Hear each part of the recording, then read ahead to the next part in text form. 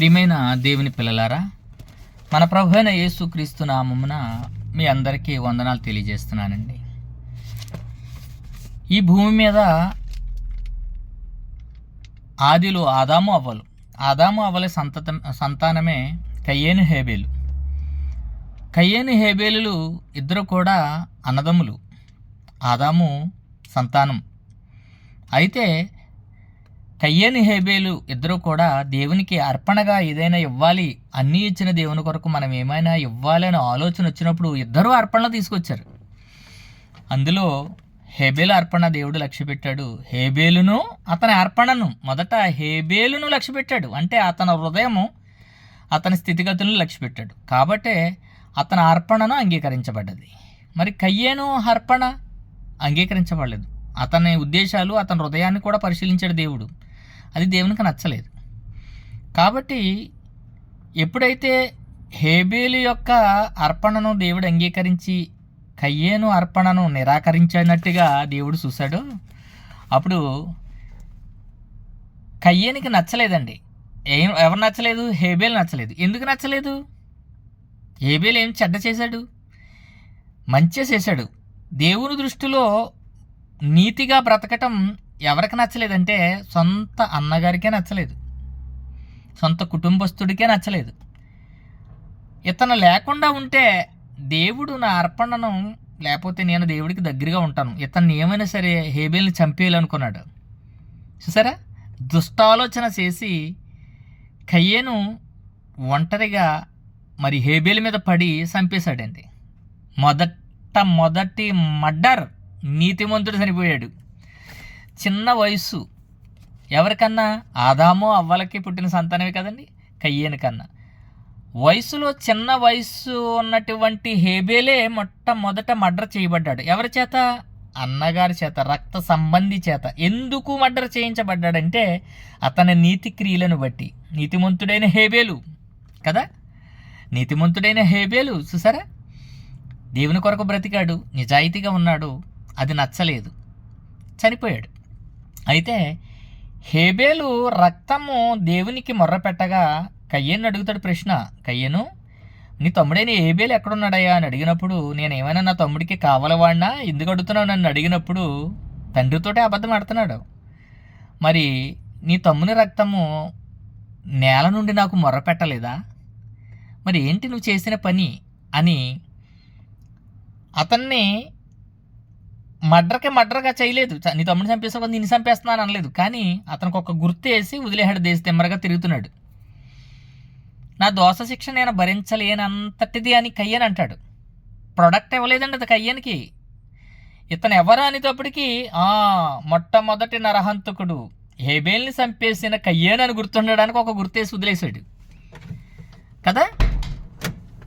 అలాగే ప్రియమైన దేవుని పిల్లలారా, ఎందరో ప్రవక్తలు కూడా దేవుని కొరకు హతసాక్షులు అయిపోయారు. దేవుని కొరకు నీతిగా నిజాయితీగా బ్రతుకుతున్న వారిని చంపేశారు. ప్రవక్తలు కూడా చాలామందిని చంపేసినటువంటి ఉదాంతం మన బైబిల్ గ్రంథంలో చూస్తాం. నెక్స్ట్ ప్రియమైన దేవుని పిల్లలారా, యేసుక్రీస్తు ప్రభువు వారే భూమి మీదకి వచ్చారు. మన అపరాధముల చేతను పాపముల చేతను మనం సచ్చిన వారమై ఉండగా మరలా మనల్ని బ్రతికించడం కొరకు తండ్రి అయిన దేవుడు తన కుమారుని పంపించి పునర్జన్మ సంబంధమైన స్థానం ద్వారా మనము మరి దేవునిలో మరలా బ్రతుకునిచ్చాడు. ఆయన ప్రకటిస్తున్నటువంటి వాక్యం ఏమండి, ఆయన చెప్తున్నటువంటి మాటలు సమాజానికి నచ్చలేదండి. సమాజానికి నచ్చలేదు. వీడెవడు ఇలా ప్రకటిస్తున్నాడు, వీడెవడు స్వస్థతలు చేస్తున్నాడు, వీడెవడు అద్భుతాలు చేస్తున్నాడు, వీడెవడు మన ధర్మశాస్త్రానికి వ్యతిరేకంగా ప్రవర్తిస్తున్నాడు అంటే విశ్రాంతి దినాన రోగులను స్వస్థపరచడం, పాపాలను క్షమించటం, ఏమంటే భోజనాలు పెట్టడం, రోగులను స్వస్థపరచడం, అనేక జనాంగం క్రీస్తు వైపు తిరగటం, క్రీస్తు మాటలకు ప్రభావం, ఆయన మాటలకు ప్రభావితులు అవ్వటం ఆనాటి యూదులకి, ఏమండి శాస్త్రులకి పరిచయులకి శాస్త్రులకి నచ్చలేదు. నచ్చనప్పుడు క్రీస్తుని ఎలా చంపేయాలో అని ఆలోచన చేశారండి. అసలు ఆయన వస్తే ప్రాణం పెట్టడం కొరకు వచ్చాడు అన్న సంగతి తెలియదా? ఏమంటే తెలీదు. ఆయన ఎందుకు వచ్చాడు? ప్రాణం పెట్టి నా ప్రాణ రక్త విమోచన ద్వారా వీళ్ళని రక్షించాలి, వీళ్ళకి ఒక మరో జన్మనివ్వాలి, వీళ్ళ పాపాలను తీసేయాలి, పాపం వీళ్ళ మీద నిలిచి ఉంటుంది, ఒకే బలి అర్పించాలి. బలుల అర్పణ అనేక జరుగుతుంది, చిన్న చిన్న బలులు వాటి వల్ల వీళ్ళ పాపం తీయలేకపోతున్నాయి. కాబట్టి నేనే బలి అయ్యి నా బలి ద్వారా బాప్తీస కార్యక్రమాన్ని ప్రవేశపెట్టి ఆయన తీసుకున్న బాప్తీసం చాలా మరి మనం తీసుకోలేం. ఆయన తీసుకున్న బాప్తీసం ఎలావండి? భూమిలో పాతిపెట్టబడ్డాడు, తిరిగి లేచాడు, పునరుద్ధానుడై మరి మహిమ శరీరాన్ని ధరించుకుని ఆయన లేచాడు. అలాగే మనము కూడా బాప్తీసం అనే సింపుల్ కార్యక్రమం ద్వారా మన పాపాలను క్షమింపబడి మనం పునర్జన్మలోనికి మనం ఒకటి నీటి మూలంగా ఆత్మ మూలంగా రక్షింపబడితేనే కానీ దేవుని రాజ్యంలో ప్రవేశించడేనా అన్న మాటల ప్రకారం మనకి పునర్జన్మ దేవుడు అనుగ్రహించాడు. ప్రియమైన దేవుని పిల్లలరా, ఆయనను కూడా నీతిమంతుడిని కూడా అప్పగించేశారండి. నీతిమంతుడిని కూడా మరణానికి అప్పగించేసినప్పుడు ఆ సభలో అన్యాయపు తీర్పు పొందాడండి. న్యాయవంతుడైన క్రీస్తు నాలో పాపం ఉన్నదని మీలో ఎవడు స్థాపించగలడని సవాలు చేసినటువంటి వ్యక్తి, నేను మీ ఎదుట చేసిన ఏ మంచి కార్యములు, ఎంత స్వస్థత పరిచాను, ఎంతమందికి ఆహారం పెట్టాను, ఏ విషయములు బట్టి మీరు నన్ను రాళ్ళు తీసుకొట్టాలని చూస్తున్నారంటే నువ్వు చేసిన మంచి క్రియలను బట్టి కాదు, కానీ నువ్వు దేవుని కుమారుడు అని చెప్పుకుంటున్నందుకే నిన్ను చంపేయాలని మేము చూస్తున్నాం అన్నప్పుడు, నేనే కాదురా, మీరు కూడా దేవుని కుమారులే, మీరు కూడా దైవాలే, దైవాలు దెయ్యాలుగా మారిపోయారు, మీరు మిమ్మల్ని దైవత్వంలోనికి తీసుకెళ్ళడానికి నేను వచ్చాను అని దేవుడు ప్రకటిస్తున్న మాటలు చూస్తేనండి అమోహం అండి, అద్భుతం అండి, ఆశ్చర్యం అండి. ఈ మహత్తు గల మాటలు అద్భుతకరమైన మాటలండి ఇవి. ఏమండి ప్రియమైన దేవుని పిల్లలారా, అన్యాయపు తీర్పు పొందాడు, అన్యాయపు తీర్పు పొంది శిలువ మరణానికి అప్పగించబడ్డాడు. ఏమండి చనిపోతూ కూడా ఇస్కరియోతు యోధాని ఆ మాటల ద్వారా రక్షించేశాడు. చూసారా, తండ్రి వీరు ఏమి చేయుచున్నారు, వీరు ఎరుగరు అన్న మాటకే ఎంత దయానంద స్థితిలో ఉంటూ, ఎంత మరి బాధలు అనుభవిస్తూ కూడా ఎదుటి వ్యక్తిని క్షమించే గుణం ఈయనలోనికి ఎలా వచ్చిందిరా అనుకున్నాడు దొంగ, మారిపోయాడు. వీళ్ళని క్షమించే గుణం ఈయనలోకి ఎలా వచ్చింది? మేము చేసిన తప్పుదలకి శిక్ష తగిందే కానీ మరి ఈయనకి శిక్ష తగదు కదా అని ఆలోచించాడు, మారిపోయాడు. ఏమండి మార్పు చెందాడు. సిలువలో కూడా దేవుడు క్రీస్తు ప్రభువుల వారు వాక్యాన్ని ప్రకటించేశాడండి. 7 మాటలో ప్రపంచానికి ఒక మార్గదర్శిగా ఆయన చూపించినటువంటి మాటలు. ప్రియమైన దేవుని పిల్లలారా, సిలువలో పలికిన 7 మాటలే కాదండి, ఆయన జీవితాంతం పలికిన ప్రతి మాట కూడా చాలా ప్రయోజనకరమైనది, చాలా ఆలోచింపదగినటువంటి మాటలు. ఏమండి, బరబ్బా నాతో చెయ్యి కలపవా అని అడిగినప్పుడు యేసుప్రభులు వారు అన్న మాట, కత్తి పట్టినవాడు కత్తితో మరణిస్తాడు, అవసరమైతే నీ కొరకు నా ప్రాణమే పెడతానన్నాడు. ఏకంగా అవసరమైతే నీ కొరకు నా ప్రాణాన్ని పెడతాను అన్నాడు. మరి ఆ మాట నెరవేరిందా ఆలోచించినప్పుడు, పస్కాలో నేను ఒకరిని విడుదల చేయట మరి సమంజసం కదా, అయితే నేను మరి ఈ యొక్క విధిలో నేను యేసుక్రీస్తు వారికి 39 కొరడా దెబ్బలు కొట్టించి ఇడిచిపెట్టేస్తున్నాను సిలువ మరణానికి అప్పగించకుండగా అన్నప్పుడు, వద్దు యేసుక్రీస్తు మాకొద్దు, మాకెవరు కావాలి? బరబ్బా కావాలి. బరబ్బాని విడుదల చేయండి, యేసుని సిలివేయండి, సిలివేయండి, సిలివేయండి అని వారి కేకలే గెలిచాయి అంటాడు. ఏమండి, వారి కేకలే గెలిచాయి అంటే యేసు ఓడిపోయాడనా? కాదండి, ఆయన ప్రాణం పెట్టడానికే వచ్చాడు. మరి అక్కడ ఆ మాటలో బరబ్బాని విడుదల చేయమన్నారు చూసారా. యేసుక్రీస్తు ప్రభువుల వారికి తెలుసు, నేను నేరస్థాపనకి వెళ్ళినప్పుడు నా నిమిత్తము నా ప్రాణానికి బదులుగా బరబ్బాని కోరుకుంటారు, బరబ్బా విడుదలవుతాడు అని మరి భవిష్యత్తు ఎరిగిన దేవుడు ముందరగానే చెప్పాడు, బరబ్బా నీ కొరకు నా ప్రాణం పెడతాను కానీ నీతో చేయి కలపను అన్నాడు. అలాగే బరబ్బా బయటకు వచ్చినప్పుడు నన్ను ఎందుకు విడుదల చేస్తారంటే క్రీస్తుకు బదులుగా నిన్ను విడుదల చేస్తారన్నప్పుడు బరబ్బాకి జ్ఞాపకం వస్తుందండి. అయ్యో ప్రభు నువ్వు అన్నావు కదని గుండ్లు బాదుకుంటూ రొమ్ము బాదుకుంటూ కలవరి కొండపై ఉన్నటువంటి సిలువ దగ్గరికి పరుగులు తీస్తూ వెళ్తాడు బరబ్బా, బందిపోటు దొంగ. ఏమండి, అక్కడ ఆ దొంగని మార్చాడు, ప్రక్కనున్న సిలువలో ఉన్న దొంగని మార్చాడు. చనిపోతూ కూర ఆఖరి రక్తపు బిందువు వరకు కింద నేల ఒరిగే వరకు కూడా క్రీస్తు వాక్యాన్ని బోధిస్తూనే ఉన్నాడండి. నీతిమంతుడిని చంపేశారు ఆనాటి యూదులు. ప్రియమైన దేవుని పిల్లలారా, ఆయన చనిపోయిన తర్వాత 12 మంది అపోస్తులు లేచారండి. అక్కడతో ఆగిపోలేదు క్రైస్తవ్యం. 12 మంది అపోస్తులు లేచి సర్వలోకానికి వెళ్ళి సర్వసృష్టికి సువార్తను ప్రకటించండి, నమ్మి బాప్తిసం పొందినవాడు రక్షింపబడును, నమ్మని వానికి శిక్ష అన్నాడు. అంతే, నమ్మితే రక్షింపబడతాడు, నమ్మని వాడికి శిక్ష అన్నాడు. ఏమండి, అది ఏమైనా తప్ప మాట? నమ్మని వాడికి శిక్ష విధించడానికి వీడెవరు అంటారు? ఏమండి, వ్యాక్సిన్ వచ్చింది, కరోనా వ్యాక్సిన్ వచ్చింది, వేసుకుంటే కరోనా నుండి నువ్వు రక్షింపబడతావు, వేసుకోకపోతే కరోనాలో చచ్చిపోతావు. అది తప్ప?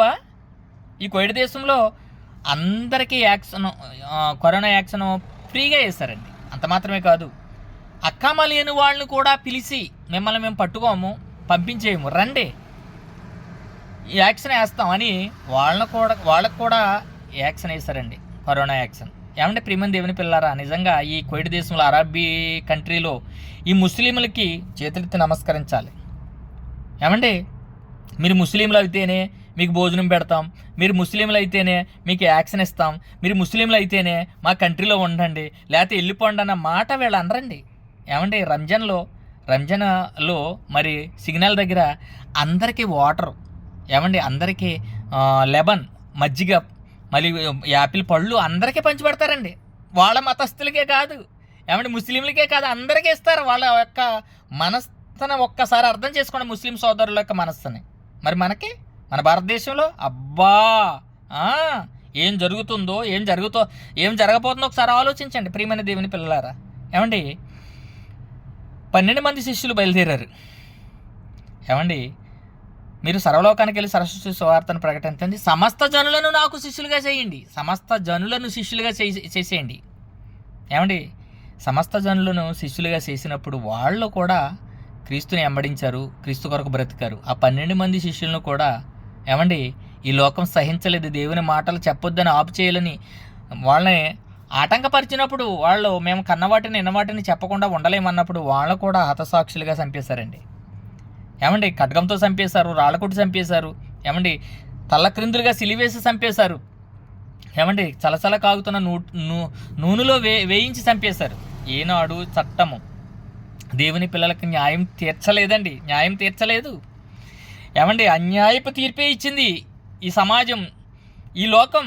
ప్రియమైన దేవుని పిల్లలారా, అపోస్తుడైన పౌలు గారి సంగతికి వస్తే, పౌలు గారు కూడా వాక్యాన్ని ప్రకటిస్తున్న తప్పుడు అంతకుముందు యోధా మతస్థుడు, ఏమండి అందరినీ చంపేసేవాడు, ఇంటింటా దూరి ప్రతి వాళ్ళని లాక్కొచ్చి, ఏమంటే ఆ మత స్థాపన కోసం మతములో ఉన్నటువంటి దౌర్జన్యకాండ, మతములో కక్ష ఉంటుందండి, మతంలో ఉద్రేకం ఉంటుంది, మతంలో క్రోధం ఉంటుంది, మతంలో ప్రేమతత్వాలు ఉండవు.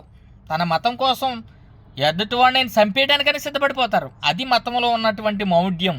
కానీ మార్గంలోనికి తీసుకురావడానికి అంతకుముందు ఉన్నప్పుడు సౌలు అందరికీ నచ్చాడు.